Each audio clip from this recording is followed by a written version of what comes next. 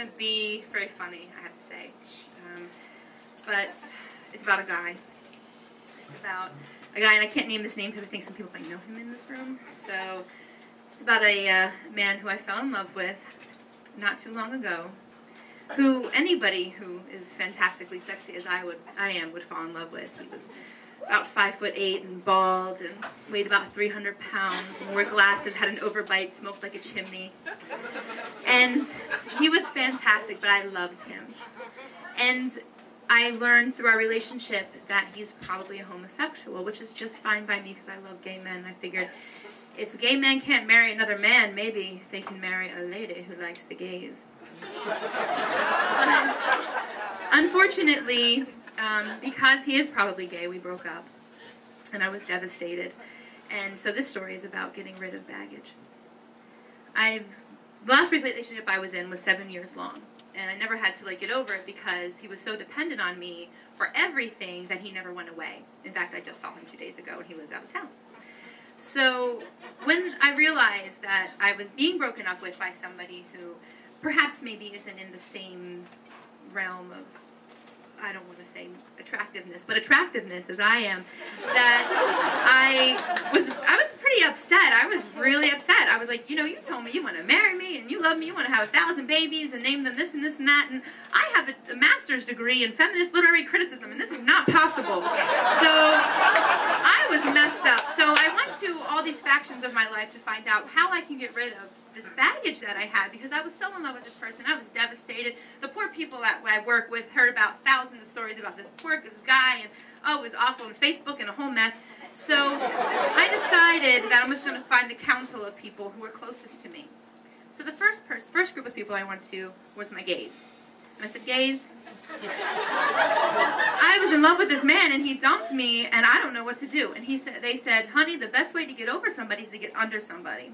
So I made a phone call and I took a trip to Harrisburg on the train, 2 hours, got in a car. Somebody I've known, wasn't a stranger like on Craigslist and, do me or whatever. But so I get on the train and I get there and had about probably the most satisfying 30 seconds of sex I've had in a year because I was dating a mostly gay man. So, the next day I'm like, thanks, appreciate that, but, still a little bummed out. So I get home and then I'm like, okay, maybe I should go to my lesbians. So I go, lesbians, what should I do? So they take me country line dancing. And they say to me, you need country line dancing, which I'm terrible at dancing, so that didn't work out. So I was like, well, what else can I use? Like, well, you need self-help books. So I started collecting self-help books. I have Exercise Your Ex, and it's called Break Up Because It's Broken, and Don't Call That Man, and You're a Saucy, Juicy Woman with a Passion for Life, and all these things. And all these books were telling me was, don't call him, exercise him from your life, get him away. And I said no, because I want him to know that I'm pissed off, that I am, alone, and that you are not even nearly as cute as I am, and why did you dump me? You're stupid. So I'm totally not going to cut off communication with this person. So the next thing I did was I went to my mother, and my mother says, you need to be medicated. So this is where the story gets a little sad. So we're in a car. She drives me around the block from my house a few times, and we park at night in her car. Oh, I got a minute. And she gives me this Xanax, and she says, take the Xanax, and it's going to help you sleep.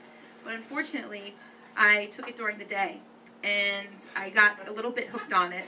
And getting hooked on Xanax during the day is not good for your job. And I got a lot of trouble at work. And so basically, I went, I'm like, this is not good either, because now I'm like, I might lose my job. I don't know what's going on.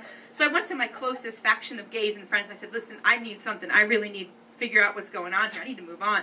So what they did, and I just found this out yesterday, was 2 weeks ago, they went to Wolf Sunday, which is like a Leather Daddy Bear party, and went on Facebook, took his number off of Facebook, wrote his first and last name and phone number on cards, and posted all over the gay bar. So this story has no ending because this man is in Colorado. I have no idea if people have been calling him saying, they want to have some, nasty bear sex. And I don't know if I'm going to get fired or not, but I'm going to tell you what I am doing is I'm going after 2 of his best friends on Facebook, and I'm going to try to hook up with them and say, in your face, bastard. And that's my story.